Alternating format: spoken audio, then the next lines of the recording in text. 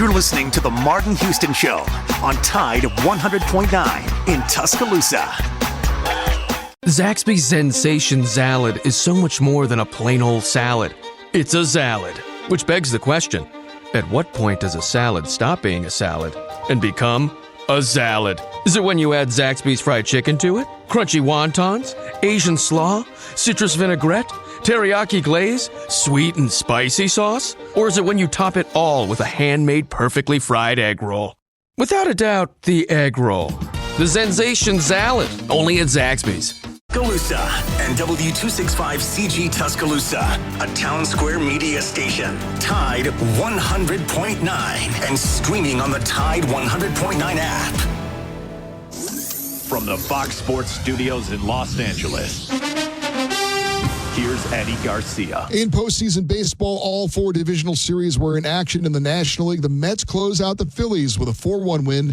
New York was down 1-0 in the sixth inning when Francisco Lindor blasted a grand slam home run.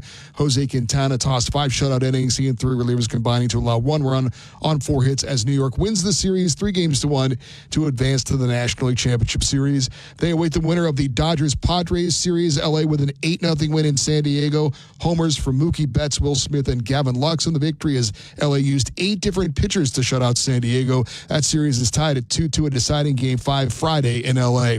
In the American League, Yankees get by the Royals 3-2 in Kansas City. New York's Giancarlo Stanton had a go-ahead solo homer in the 8th, also an RBI double as New York grabs a 2-1 series lead. Tigers shut out the Guardians 3-0. Detroit using 6 different pitchers to shut out Cleveland and limit them to 6 hits. Detroit leads that series 2-1. Alabama 1st and 10 on the 12. Again, Houston. He's got a hole. He's over. Alabama touchdown. I'm just wondering if your listeners know how good a football player you were. I can still see you playing that fullback, knocking those players out of the way. And I believe I could have run behind you. Martin, I can remember when we came to summer and you were playing fullback up there, and I saw you in the weight room and watched you work out in the weight room. If you were strong enough to pick up the whole weight room. I wanted to pick you, and our running back coach didn't take the pass. Biggest mistake we ever made. The Martin Houston Show with national championship winning fullback Martin Houston, giving you 1 hour of intense, hard-hitting analysis from an insider's perspective. It's time for the Martin Houston Show on your home for Alabama sports. Tide 100.9 and streaming on the Tide 100.9 app.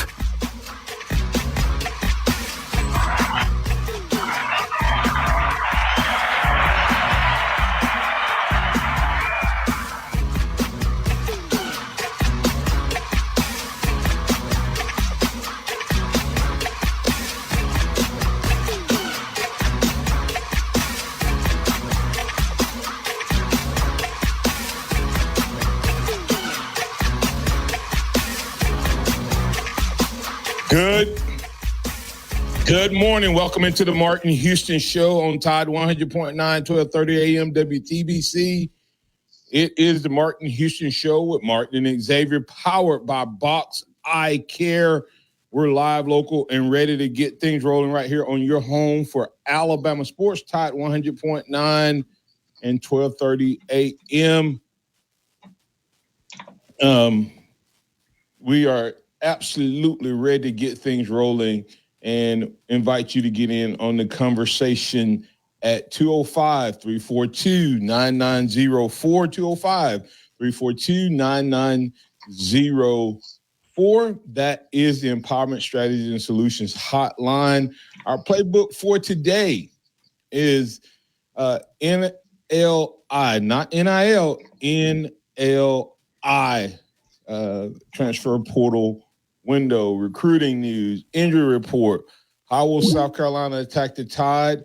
We may dig a little deeper into this the self-redshirting rule that these guys are beginning to use, not just Jaheim Otis, tying that in with what's a student athlete, and should these guys be treated more as an employee versus a student, or as just an athlete, but as an employee. And for whatever reason, coach's wardrobe seems to be a big topic. Let's get things rolling as I remind you that this is a day that the Lord has made. So let's rejoice and be glad in it. Take some time today to notice someone, love someone, serve someone, and be the difference you want to see in the world today. And as I said, Box Eye Care powers us each and every day. So we're looking forward to another great show and want to encourage you to go check them out. And they have that laser eye care that they can help you with, along with several other great services, including your traditional, of course, vision test and glasses. And now that they have that in-house lab, they can get you in and out in most cases in under an hour, and you'll be leaving with that new look. That's Box Eye Care, boxeyecare.com. Good morning. Welcome in. As we get started, we're going to hit the NLI, as this is a part of recruiting, and that is the National Letter of Intent. They are doing away with the NLI program that has been around for 60 years.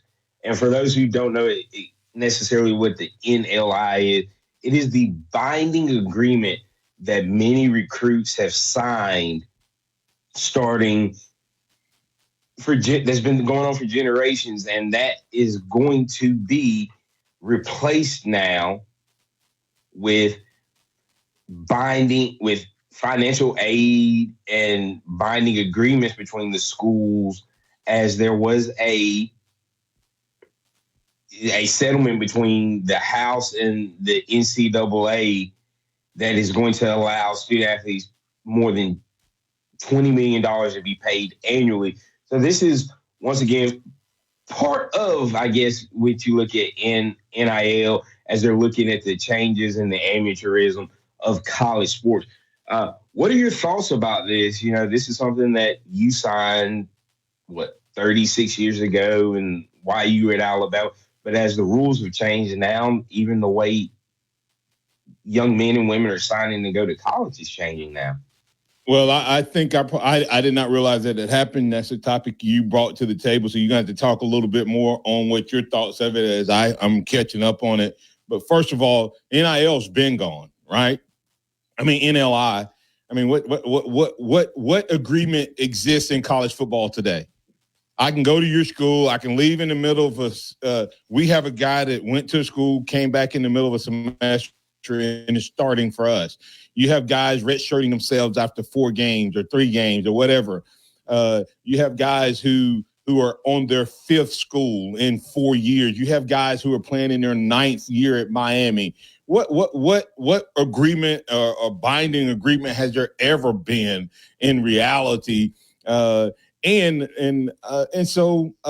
me read exactly what that means, because it could actually give more power back to the schools. I don't know enough about it yet. So I'm about halfway through that article. I'll let you talk a little bit more, and then I'll jump back in after you finish.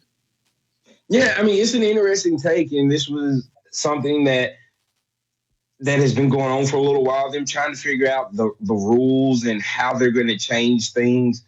But the leaders have been talking about this, and now when players enter transfer portal and move schools, they just have to sign an athletic aid agreement. So I think it's kind of— What's the difference? That's my point. What's the difference? Is what I'm trying to figure out. Is they just got they changing the name in order to say that they're doing something? I mean, I'm trying to figure out. I haven't read anything that makes it any different.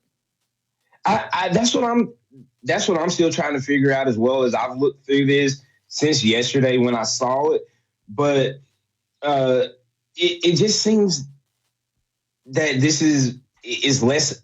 It takes it from a binding agreement to, hey, this is just where I'm going to be. It doesn't seem like there. And as you stated, there's nothing that has been binding really when you look at the way that this process has been working since NIL became a thing since, the 4-game redshirt rule has been a thing. So I get it. Really seems like a name change so that the NCAA doesn't look as weak as it has. Well, I guess one of the things of the NLI that it supposedly locked you into a school. This was what it was originally founded for, to lock you into a school for a year, for an academic year. That's what it was originally for. My intent is that I am going to go to this school for at least a year. And that most people don't understand that scholarships were only 1 year. And then it was renewed. Now, if you were good, they were automatically renewed and you never even knew it. But there were some guys who were asked to leave. So sometimes when you hear about guys going into the portal and transferring before the portal existed, it wasn't always their choice. But now they can sign a scholarship, but not sign a national letter of intent. So technically, I guess you could have multiple scholarships signed. I don't know. The scholarship locks in the school, and that the college must provide you with a scholarship if you're accepted for admissions and enroll and attend classes. So, so the potential upside of signing a scholarship agreement, but not the NIL, is that the athlete would not be subject to the penalty for not attending that college for one full academic year should they choose to transfer out to just one semester. So that's what I'm saying is this is one of those post ad hoc adoption. You know what I'm saying? It's news, but it's not news. They've already been doing this. I mean, that makes sense. It's like what? Listen, nobody was a bigger advocate, Xavier, for players to get paid, but this is getting. I'm to the point where it's getting pathetic. Put me in charge of the NCAA, and I could get this resolved. I could get this resolved. I would simply say, okay, boys, you want to be paid, you will get paid. You're not an employee. Your performance stinks. You're fired. You're fired. Yeah, I mean, you want to redshirt yourself? Fine. Starting, we'll be nice. We'll give you 2 weeks notice for you to find a place to live that's not on scholarship, not in a dorm, not on our lease. Go out and get your own lease, and all of the NIL that you're getting from the school is gone. I mean, this. I said this is the new NFL. This is college football in terms of relationships. It's getting worse. It is absolutely crazy. Coaches have, and that's why everybody keeps talking about, well, Nick Saban would do this and Nick Saban would do that. Why is Nick Saban not coaching? Because Nick Saban's approach was losing power and influence in this era. Everybody forgets. Everybody dogs for disrespecting, and I'm one of those that dogged him, Malachi, for disrespecting Coach on national television. Do you understand that the guy who caught second and 4th and 31, who played in a semi-college football playoff championship game X, on the plane back, supposedly asked Coach Saban for more money after he had gotten more money after the Auburn game, and then he didn't have a great game, and then he still came back and asked for more money? And that was the night of the game. Players on this team came to Coach Saban and said, I want more money. I'm out of here. Hadn't made it back from California. Is what was reported. I'm sorry. What was reported. And then Isaiah Bond asked for more money supposedly when DeBoer came in. So he went at it 3 times. Let's get in the break. span of 2 months. Yeah. In the span of 2 months. Yeah. Yeah, let's get back. We'll be back on the other side. You listen to the Martin Houston Show powered by Box Eye Care. This is a Thursday edition of the program. Phone lines are open, and we'll get you in. 205-342-9904. Traffic. Tuscaloosa traffic now from the Townsend Nissan Traffic Center. Well, hello and a very good morning to you. We're getting off to a nice and quiet start along the Tuscaloosa freeways and side streets. We have got 11. Not doing so shabby, but you do have some slow points here in between 2059 and Grimes Crossing. Enjoy free shipping to your home on purchases over $25. Your new Academy Sports and Outdoor store is located at 4610 U.S. Highway 280 in Birmingham. Tide 100.9 Tuscaloosa weather. The weather will stay dry through the weekend and through next week. The sky's sunny today. Tuscaloosa's high 82. Clear and cool tonight, the low 53. For tomorrow and Saturday, lots of sunshine both days. Highs between 78 and 81. I'm James Spann on the ABC 3340 Weather Center on Tide 100.9. It's 53 degrees in Tuscaloosa. Into Tide 100.9 for more of the Martin Houston Show with Martin Houston and X's and O's Sports Xavier Houston.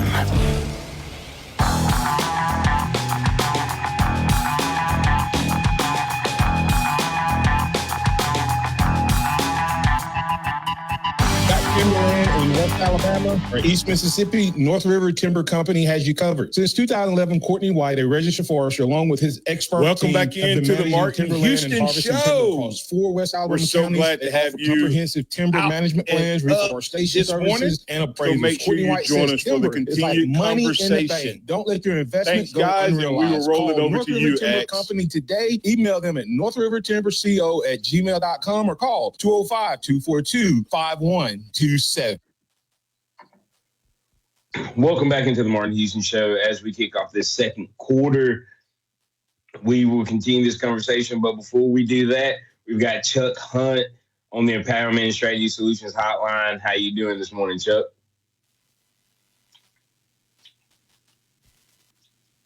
Chuck going once, going twice. Hello, can you hear me? Yeah, we can hear you now. Okay. All right. Good morning again, you three. Interesting things just happening so much. NLI coming to an end. And then I just found out this morning, I'm Facebook friends with Ryan Fowler. And I found out about, talking about Coach DeBoer's wardrobe. And I'm looking at that and said, well, these are people who don't have anything to do with their time to worry about what a coach is wearing. It's about the victories. Have you all seen the guy I used to coach at St. Francis Academy in Baltimore High School there, Biff Poggi? He's now the head coach at the University of Charlotte. He used to be an assistant under Jim Harbaugh at the University of Michigan. He wears a muscle shirt and shorts. I don't think people pay any attention. If he's getting the job done, that's what it's all about. I don't care what Biff Poggi wears. And look at that's the thing about Bill Belichick wearing his cutout. Anybody's wearing his cutout shirts and through the years with the Patriots, and he's coached the Patriots and winning championships. I don't think people pay that much to that. I think they made it a fad. And now I would tell you, I personally don't like. You'll find with me, I will say it don't matter, but I can still voice I don't like it. Like I when I look at the guys in the NFL that dress in the skinny pants and the pants pulled up and all that stuff. But that's because the coach that I saw wore a suit. I mean, the guy that I played for wore a suit with a coat and tie. And it was 110 degrees. Parker Bear Bryant. But I'll tell you now, I can tell you that dress and all that stuff does impact how you do your job. I mean, like when you go to work, the better you feel about how you're dressed, the better you coach. But the problem is we're projecting what we think a coach should dress like and not what he thinks makes him feel most like a coach. Now, Now, here's the question I always like to ask people, and X, you can respond to this, and Chuck, you'll get a kick out of it. If you were to go to practice, let's say you go to practice, and you saw DeBoer doing his job with a coat and tie on at practice, what would you think? That'd be a great question, and it's hot. This guy is quite different. What are you doing? Well, yeah, right. So on Saturday he should put on a show, right? By dressing up, or should he do what he's done all week? That's the question. Is the way he dresses? If you go to the way he dresses and coaches and does his job, he does it the same every day. He dresses the same in practices that he does for the games. He puts a little nicer logo shirt on Saturday. Thanks, Chuck. All right. You all take care. All right. Thanks. I mean, I think that's the craziest thing Alabama fans are worried about. Like, let's worry about the product on the field, not what our coach is wearing on the sideline. Don't get me wrong, I was surprised. I was like, oh, that's an interesting look, because I'm not used to it. Not that there's a problem with it, but, you know, when you look at Saban had a polo on every game day. So that's what I was accustomed to since I was 16 years old. You know, so I was a little shocked when I saw it, but I don't. But Saban's golf shirt is as much a step down in casualness as Saban is to Stallings.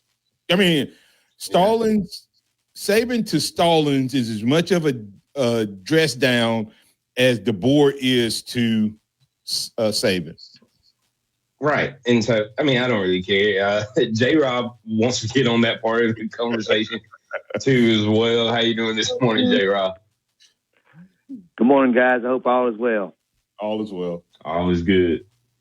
Hey, that's exactly what I was going to throw a score out there, and then I'll get to that. But my score is going to be 52-17.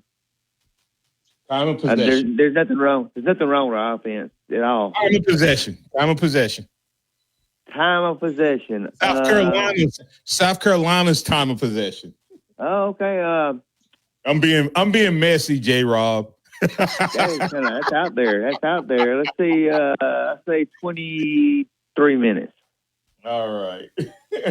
I just threw that out there. I don't know where it came from or why, but anyhow, I think that when we have a loss like we did Saturday, there's some folks that just look, everything that you do wrong or out of ordinary is going to be magnified, and people's going to try to find something to gripe about and cry about.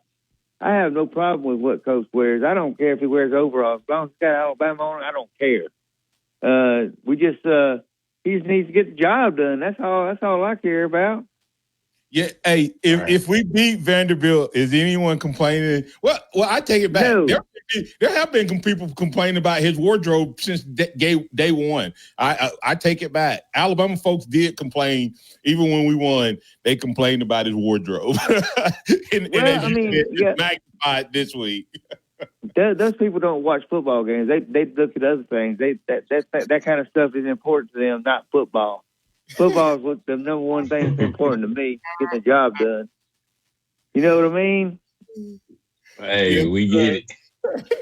But I'm looking forward to an improved game all the way around this week. I think that Vanderbilt did a lot of things different that we weren't ready for.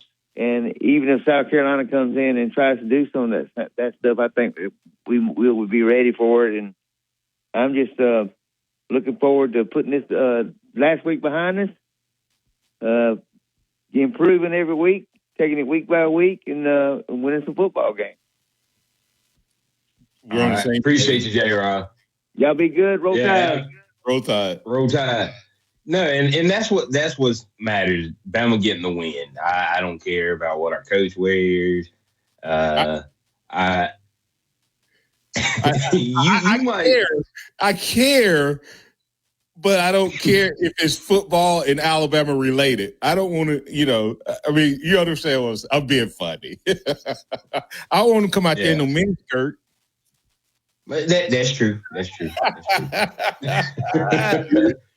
But I thought you're being messy today. Go ahead, Alex.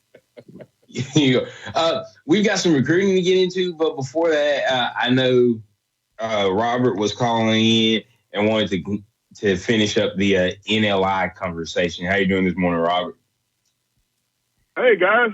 Okay, I got questions. Doing? Yeah, I got questions. You have answers. So let's go. Let's go, baby. Okay, number one, question one, why do you call it NLI? Question two, you said the players were asking Nick Saban for more money. Exactly how was he supposed to get it for them when they're not supposed to pay the players? Well, whatever, but explain that to me. And question number three is, when a kid signs a scholarship to university, I've had this debate with people, they sign a scholarship to play football. And I've always said, no, they're signing a scholarship to go to the university, and they'll remove it if they don't play football. You can remove for any reason they want to. But is it directed to play football or the scholarship, or is it just attend the university? Okay, X, do you mind if I get this? Yeah, go ahead.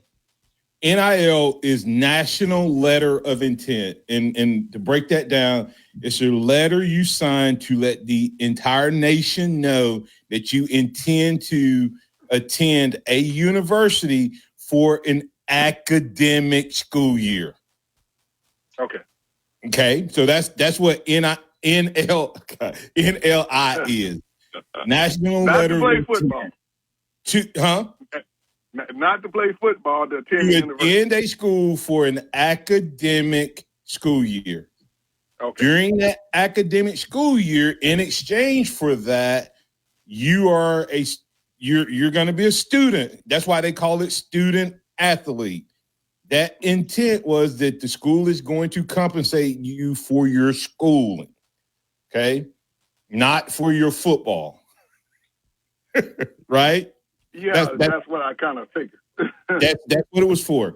So when you didn't play football, you no longer had financial aid or academic aid, right? Now, they removed that already. The National Letter of Intent was already null and void because we've seen players transfer after a semester. And here's what's interesting. You all remember when we had a guy do this before it was even legal, and the NCAA decided that it was okay for Blake Barnett to transfer in the middle of the year and go somewhere else and enroll? Everybody forgets that. That wasn't even and so he left our team in the middle of the year. Before 4 games. So that's what's happening now is that the kids no longer are going to be signing a National Letter of Intent, which says they are going to a school for some academic year. Now, if nobody sees a problem with that, right? You're now, where is the student part of this? So if you're going to, this is officially eliminating the student part, because now you're signing aid to be what? An athlete. Because you don't have to be, and you have to be a student full-time, supposedly, right? Mm-hmm. You're going to attend and now you don't have to do that, Robert. You can transfer. So to me, you play big boy games, you get big boy prizes. Okay? The first time a kid came to me, because the scholarships, now here's the other side of that. Most people don't understand this. Scholarships were only 1 year at a time. Okay? That wasn't a 4 year. Everybody said, well, he got a 4-year free 4-year ride. No, he didn't. You had to earn that every year. And they had to agree to renew that every year. Okay? It used to be a long time ago 4, but now it's been on a 1-year calendar thing. Renewal. And so now they've officially eliminated that. And they eliminated that, Robert, to make way for revenue sharing. Now, if I'm going to revenue share, I'm going to treat you like an employee. You come out. How are they going to revenue share? There's 20-something million dollars that will be distributed, up to 20-something million dollars per university. Up to 20 million. Not every university will have that much. How much they give each student, I don't know. And how much one school gives versus another, I don't know. But what it's doing, Robert, right now is, to your other question, is how is Saban supposed to do it? Well, before this, Saban couldn't do it unless he got a collective to do it, or or there was a company that would do it. Okay. Now, Alabama, through the collective, and all of the schools not Alabama, they give all of the players out there at the major schools for sure. They're getting not the stipend that has been around. They all are getting some money, and different guys get different levels. Supposedly, Alabama have one player that it's $30,000 for him to make an appearance. So but the university isn't paying that. With this $20 million revenue share, the money is going to come from the university. The university can now, Robert, the university can now be the Dallas Cowboys. Wow. And they can literally sign a guy with financial aid, and from my understanding, that financial aid for one guy may be enough to pay for him to go to school. Okay. Another guy, very well, I don't know if they have to be even or not, may be able to give that guy $2 million to come play for them. But there's no long-term commitment, Robert. And there lies the problem. You make me mad, I can redshirt myself. And so to me, like if first time a kid came out and redshirted myself, he'd find out real quick that Robert, I don't need to know your company name, but what would happen if you told your boss, "Hey, boss man, I'm planning on leaving this company 4 months from now. 4 months. But I'm not retiring. I'm just going to go to another company, and I'm not going to do what you expect me to do on my daily job." But I'm gonna need you to keep sending me my paycheck. But that's that won't fly too hot.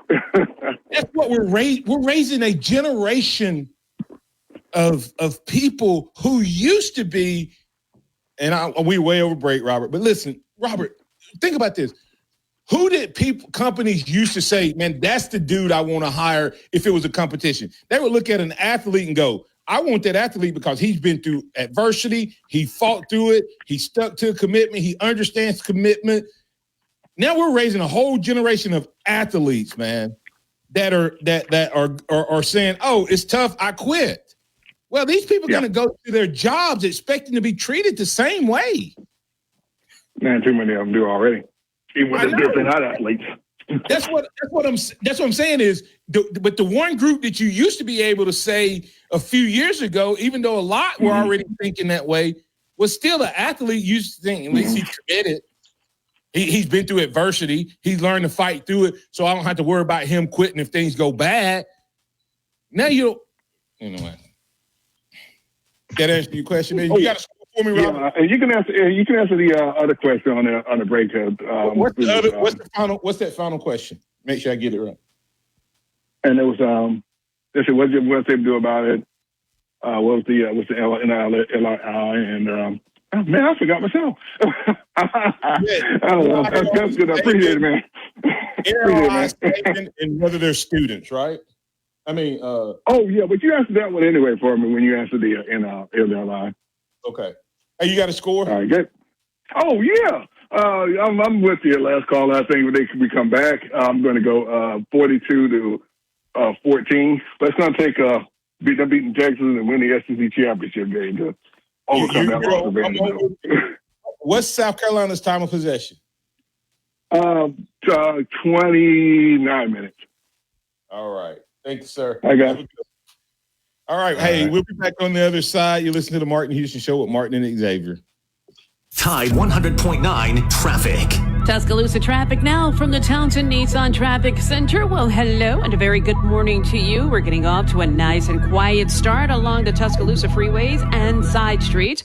We have got 11. Not doing so shabby, but you do have some slow points here in between 2059 and Grimes Crossing. For everyone, whether you walk on 2 legs or 4, the first 75 guests get a free swag bag. So don't miss out. Dogtoberfest, Sunday, October 13th at Capitol Park. Welcome back to the Martin Houston Show, the sound of Bama sports. Your show, your team, on your home for Alabama sports. Tide 100.9 and streaming on the Tide 100.9 app.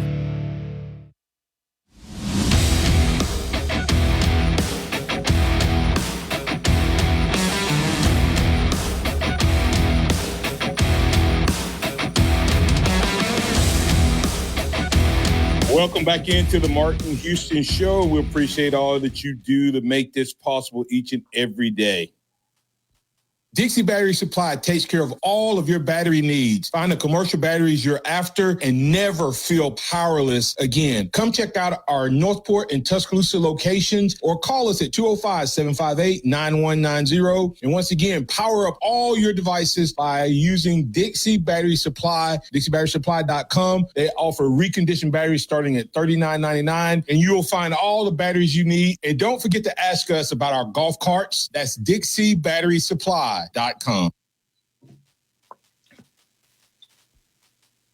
Welcome back into the Martin Houston Show with Martin and Xavier as we kick off this second half. Get into recruiting a little later in the day, but hey, got some news. We have a projected flip from On3's Steve Wilfong, who's been pretty on spot when it comes to guys committing or flipping to Bama, and that is currently Marshall Pritchett, 3-star tight end out of North Carolina. He's currently committed to the North Carolina Tar Heels. He is a guy that's been to campus a few times, been pulling interest. He is the son of a former Notre Dame linebacker who was a part of their 88 national championship team. When you look at him, his build is very similar to that of Caleb Odom. So don't know if he's going to be a tight end or if he's going to be a wide receiver at the next level, but he's 6'4", about 215, really athletic guy. They play him all over the field at his high school. But that's the big flip watch that Alabama has. And then you have, for a commitment watch, you have 4-star wide receiver in the 2026 class, Ryan Mosley, out of Carrollton High School, the same high school as Caleb Odom. Once again, he is down between Georgia, Alabama, Auburn, South Carolina, and Ohio State. That is his top 5. His commitment window is in the next couple of weeks. So keep a lookout there. And then we have a little basketball recruiting news, and that is top 35 recruit Davion Hanna will be returning to Alabama for his second visit this weekend. So big news. Coach O's going after some top-level guys, and I think Davion is somebody that ends up in this class. All right. Well, I don't have anything to add to the recruiting front at this time. All right. So, that's the recruiting. We do have Todd on the hotline. How you doing this morning, Todd?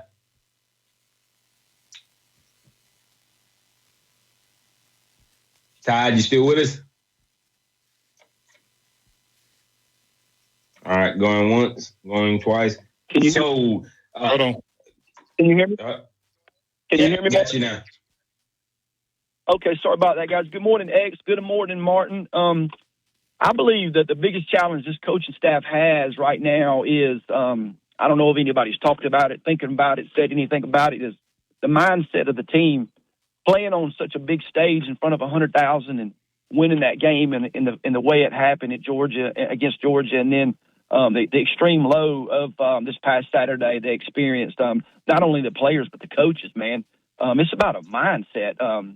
The game of football is mental as well, And then you have all the external noise, what Saban calls rat poison, and then you got kids thinking about jumping ship and moving on for whatever reason it is. It doesn't really matter. And then, first I was a little upset with Malachi, and then I'm really, happy that he showed his emotions. Did he mess up? Yeah. Have I messed up? Certainly, I've messed up, and probably worse than he did. But I tell you, I'm happy that he showed his emotion, that his passion for the team and everything. So. Let me ask you a question. When did he show that emotion? When did he show that emotion? At the worst time. No. After it was decided. When he right. When he realized he was going to be embarrassed. And I love Malachi, and I think that Malachi gets as much credit for Alabama even being relevant. Because I think if Malachi, Jalen, and Tyler Booker don't stay, we're looking at a totally different season this year. Wow. But we as adults have to stop saying this. I'm glad he showed passion, but you said you were happy with him. Todd, if that was your kid on your team that played 4 quarters and you didn't see him, where was he yelling at his teammates or getting in his teammates' face during the game? Hear me out. We've all made those mistakes, and I'll make more, right? But let's call it what it is. He reacted when the decision was made. He should have been doing that during the game. Martin, he might have been doing some of that on the sidelines that we didn't get to see on TV or whatever. He might have been doing some of that during the game. Yeah, it was. He might have, but why didn't he? Yeah. Why didn't he do it on the field too? Why didn't he? You see what I'm saying? When he got beat on the 4th down, I didn't see him get upset with himself. I'm not saying he didn't. That's why I'm telling you. But we keep justifying Todd. That's that passion. But what he did to his coach is beyond the passion. That was a decision. He waved the player off. Now, and then he waved the coach off. Then he waved another coach off. You have passion causes you to do something and go, oh. And listen, I'm 100% fine with what Malachi's reaction was. His post, I think Malachi Moore is sincere in his apology. I don't think we'll see this from him again. I think Malachi will go out there. I'm not worried about Malachi. I'm worried about us as the adults who justify behavior when it's something that's passionate, that we're passionate about. If this was not a Alabama football game and a 21, 22-year-old kid did that at his workplace or to his boss or somewhere else, would we be saying the same thing? Why are we upset with what happens when kids protest on college campuses and burn the U.S. flag and burn? They're just acting out of their passion. Why are we not happy with those kids? Yep. Help me. I'm not being ugly to you, Todd. I'm just saying we have to be careful as adults when it's something that we agree with, that we say it's okay. That behavior was wrong because it was wrong. Okay? Now, I get passion, and it was a mistake, and he owned up to it. He's owned up to it, but we're not. We're not owning up to it. So I do agree with you. Do what now? I do agree with you. I do agree with you as far as what he did against the coach and everything. I do not agree with Malachi and his actions in that right there. I do not agree with that. Don't get me wrong. What I'm saying though is we are placing our version of what passion should be and when it should be used. And I'm not talking about just you, Todd. I'm saying the people who watch those kids be disrespectful on these college campuses. The people who agree with them think that their passion and actions are appropriate. Just like you think Malachi's frustration with losing is appropriate. But the same people who are saying Malachi actions are appropriate on a football field because he's losing. The people who are doing that on these college campuses think their actions are appropriate because their side is losing, in their opinion. And the same thing that makes them wrong is the same thing that makes Malachi wrong. Because that's not how you do it. Now, is it a mistake? Is it a 20-year-old? Yep, probably so. But what I'm saying is the reason people will do things like that is because adults turn around and say it's okay. But the kid said it's not. I'm not saying it's okay. I'm not saying it's okay that he did what he did. I'm not saying that. You said you're happy he did, and he said he's not happy he did it. Let that sink in. Right. I'm not dogging you. I'm just pointing out. He said he's not happy he did it, but Alabama fans have called shows all week long and said they're happy he did it, and he said about 3 or 4 times, "I'm not happy I did it." He's not happy he did any of it. None of it. I mean, yeah. You're right about that. You're right about that. Okay. Yeah, you're right about that. Maybe I chose the wrong. I had the wrong choice of words there in saying that. I think you did, Todd. What you're trying to say is you understand why he did it, and you can relate to why he did it. I can't do. No. You know, Martin, my heart just goes out to the kid, man, and then those college kids that you're talking about doing all that protest and stuff, my heart goes out to them because when they grow up, you know, they'll look back and they might look, oh man, I was wrong in my errors. I didn't catch it in time. But I was support on my part. It's because it can cost them. It's because it can cost them down the road that they could potentially look back and go, man, I shouldn't have done that.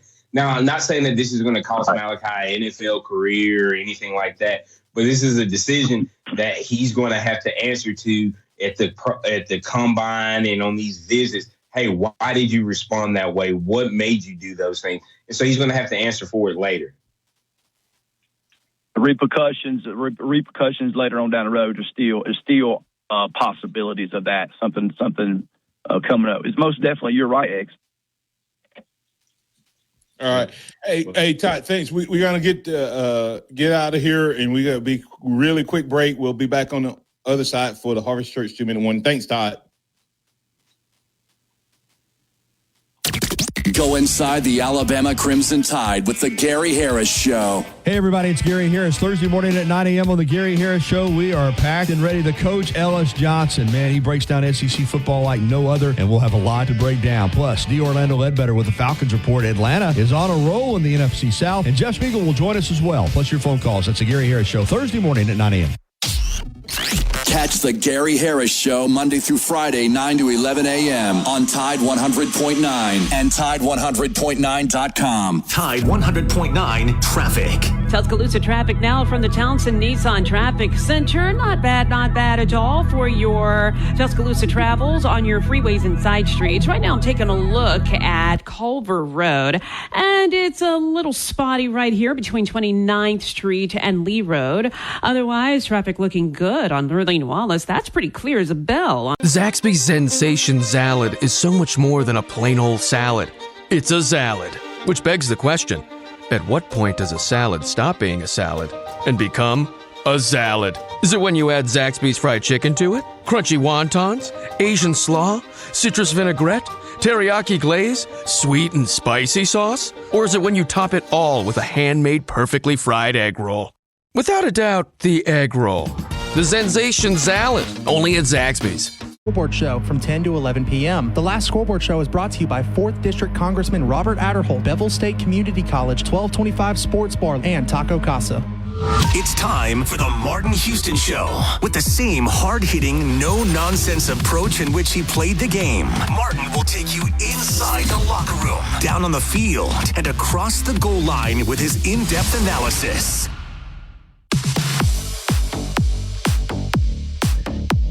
Welcome back into the Martin Houston Show. I want to thank you for getting in with us. We're going to do a little rapid fire here, but I want to tell you that tonight at 6 o'clock, we will have our West Alabama High School Pigskin Preview Show, and we want to thank Houston Hydro Steam for making that possible. Visit HoustonHydroSteam.com, HoustonHydroSteam.com, and give them a call at 205-553-9460. Quality work you can stand on. That's Houston Hydro Steam, HoustonHydroSteam.com. X, I want to say this real quick on the Malachi Moore thing, and I'm gonna quickly post this comment. I understand Malachi's situation, and his reaction. I get it. I as a teenager, as a young adult, and as an old man, I have I have done equal as bad or even worse. Right.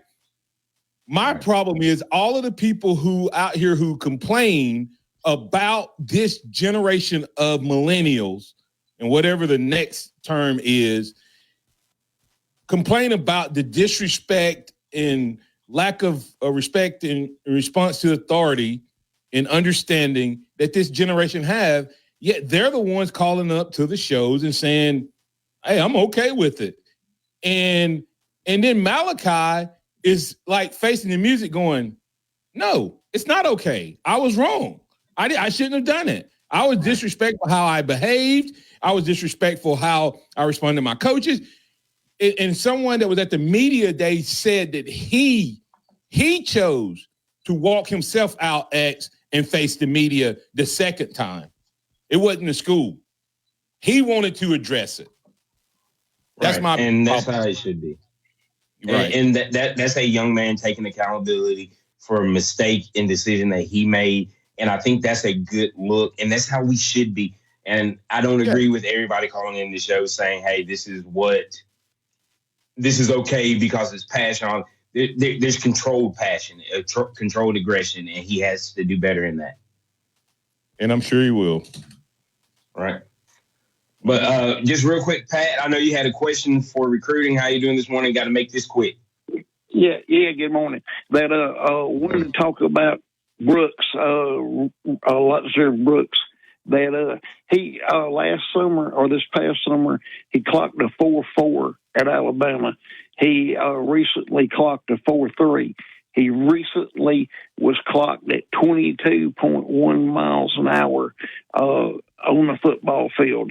And he had 51 touchdowns up to this year. Why is he only a 3-star rating? Competition. Yeah, competition level where he's playing. No. He's playing in New Jersey. That you don't see a lot of 5 stars, 4 stars come out of there. But no, he's a baller. He's a guy that will play past his recruiting rank, and he will be an absolute stud, I believe, at the next level. That's simple. That's what I watched his film. He was way faster than anybody on that field, but that's what I figured that it was a little pond. And he was a great big fish in a little pond. I'm sorry, Martin. Go ahead. Who should he replace? Hey, there's plenty of 4 stars. Hey, 4 stars. I ain't talking about 5 stars. I'm talking about 4 stars. He's only a 3. And is the season over? No. Okay. Well, they don't do another jump until after the season. That's what I was going to say. It's not it's because of he probably will be a 4-star based on the stats you're throwing out if he has a great season. He just probably had not done all of that before this season and was ranked a 3-star. He has a chance to become a 4, Pat. Yeah, well, there's talk that he's the fastest kid in the United States. So was Willie Gault. He wasn't a great receiver. Have a blessed one, Martin Houston. I like it, Pat. Hey, for those of you that think I'm hard on Pat, I am, but Pat and I talk probably more than anybody off air. So I do have fun with Pat. He brings great points and great challenges. He's very knowledgeable, and he knows that I love him. And I've already told him every time he bring up something, I'm gonna challenge him. So don't y'all think, man, Martin is so rough on Pat. Pat loves it, and I love it, and we have a great time. That's that yin and yang. So y'all don't panic over it. Remember this: trust in the Lord always, lean not your own understanding, and all your ways acknowledge Him, and He will direct your paths. We'll be back tomorrow, same bat time, same bat channel right here on the Martin Houston Show, powered by Box Eye Care, for a free-for-all Friday powered by the pharmacy at Midtown.